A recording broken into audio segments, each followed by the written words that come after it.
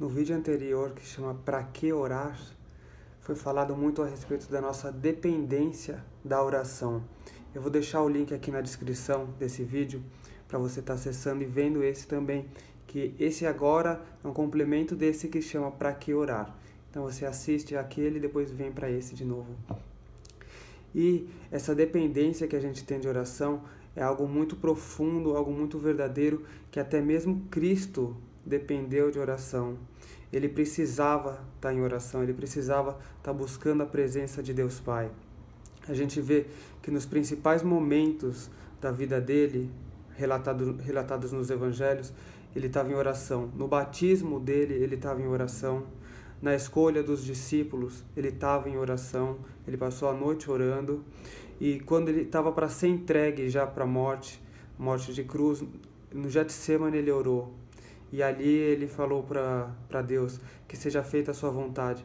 Então, para que ele pudesse falar para o Senhor Deus Pai, seja feita a sua vontade, Jesus, ele dependia de oração.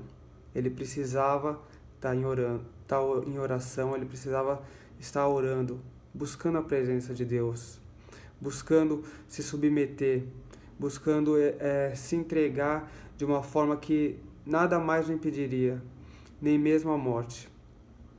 E a gente tem essa dependência. Até mesmo para os milagres, Cristo ele tinha essa dependência.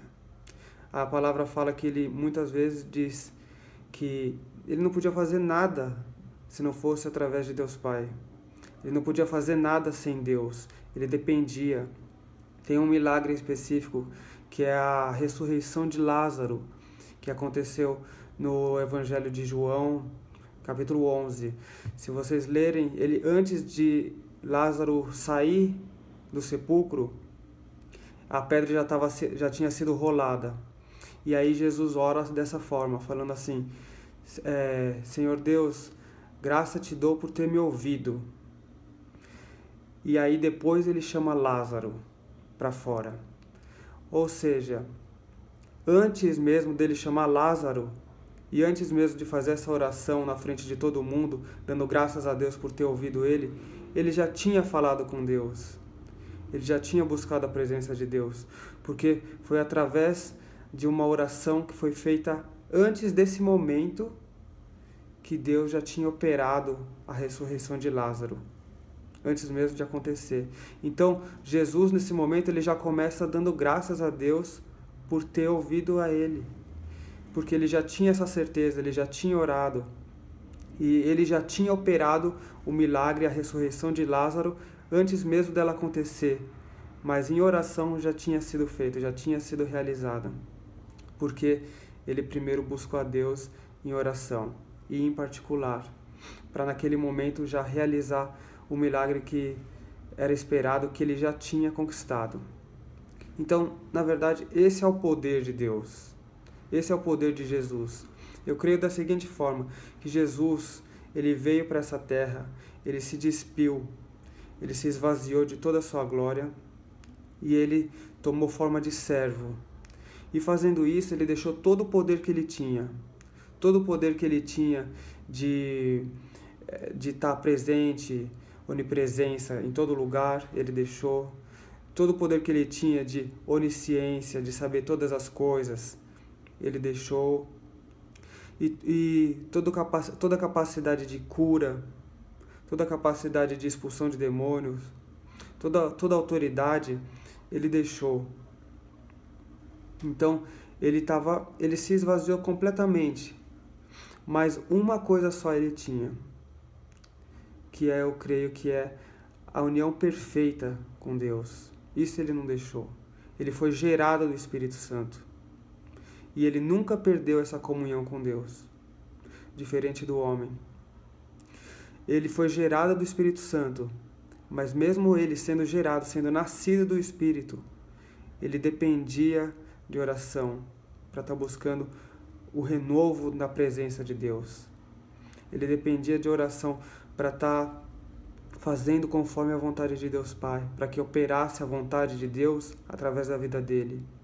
Então você vê, ele se esvaziou de tudo, ele deixou todo o poder, toda a capacidade dele, ele deixou.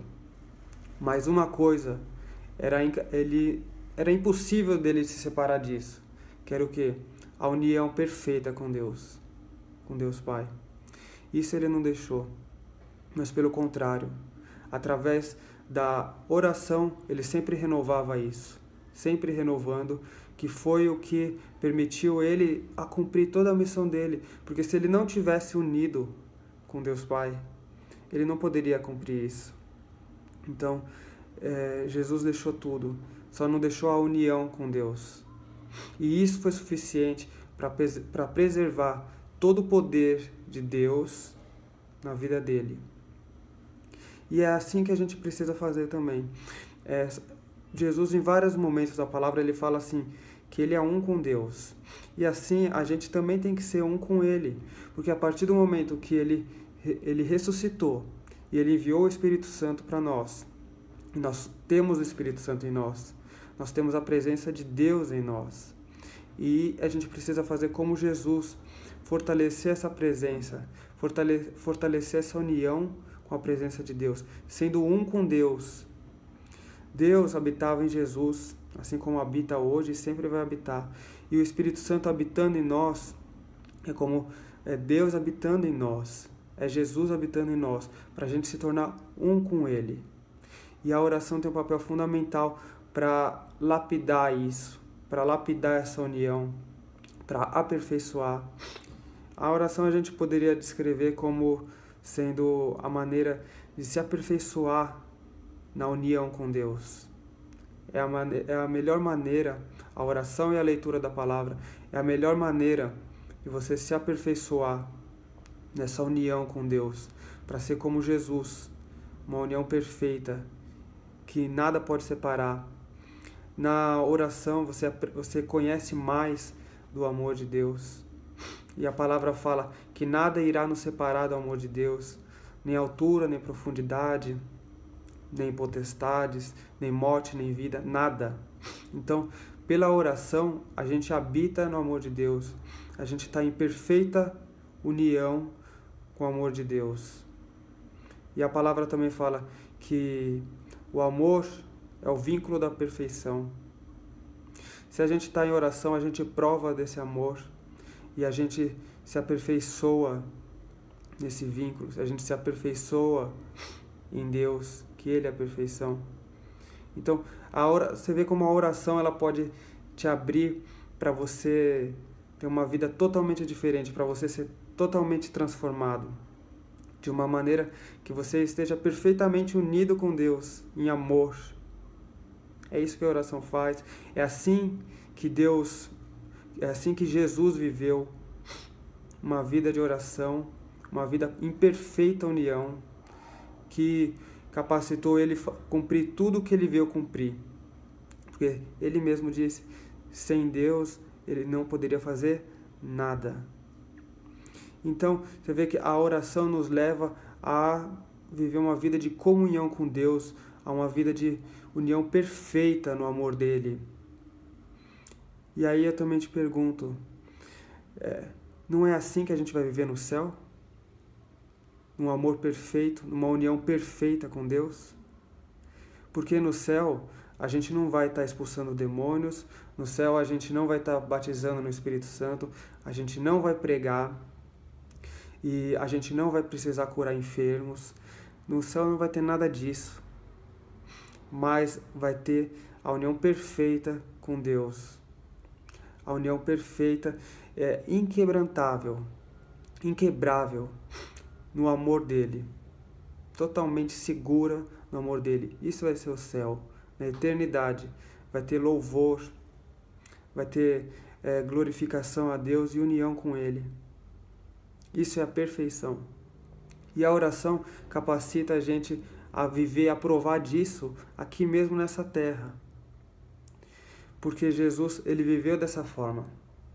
Ele viveu de uma maneira perfeita, perfeitamente unida com Deus, porque ele nunca se separou. Ele deixou tudo, todos os poderes que ele poderia ter, mas ele nunca se separou. E ele não se separar foi o que sustentou, foi o que capacitou que ele pudesse operar todos os poderes. Se a gente tiver uma vida de oração, a gente vai ter uma vida na presença de Deus, se reservando a Ele, buscando conhecer mais a vontade dEle. E aí a gente vai conhecer mais o amor dEle. A vida de oração, ela te capacita nisso. Você se entregando a Deus de uma maneira que você se una profundamente.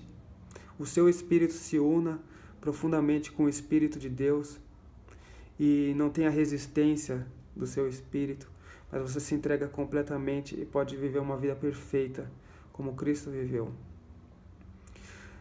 Assim vai ser no céu, uma vida perfeita com Deus. E assim Ele quer que a gente faça na terra também, que o reino dEle se estabeleça na terra, uma vida já perfeita com Ele. Aqui, uma vida perfeita quer dizer que a gente vai ter que lutar com muitas coisas, contra coisas ruins, como o pecado, contra coisas como demônios, contra coisas como enfermidades. Por isso, quando a perfeição vem, que é Jesus, Ele batalha contra tudo isso. Ele prega contra o pecado, Ele expulsa demônios, Ele cura enfermos. Mas, passando dessa terra, a gente não vai ter que batalhar contra essas coisas. Então, a gente vai só viver essa perfeita união da noiva com o noivo, um casamento perfeito para a eternidade. A oração quer trazer você a provar da eternidade, enquanto você ainda está aqui. E a gente prova da eternidade se unindo com Deus, através da oração, através da meditação na palavra. E eu acredito que em algum momento os discípulos de Jesus, eles perceberam isso. Eles perceberam como a oração era importante. Porque em Mateus 11:1 fala que um dos discípulos de Jesus, após ter visto Jesus orar, chegou para ele e perguntou e disse assim: nos ensina a orar, como a gente pode orar?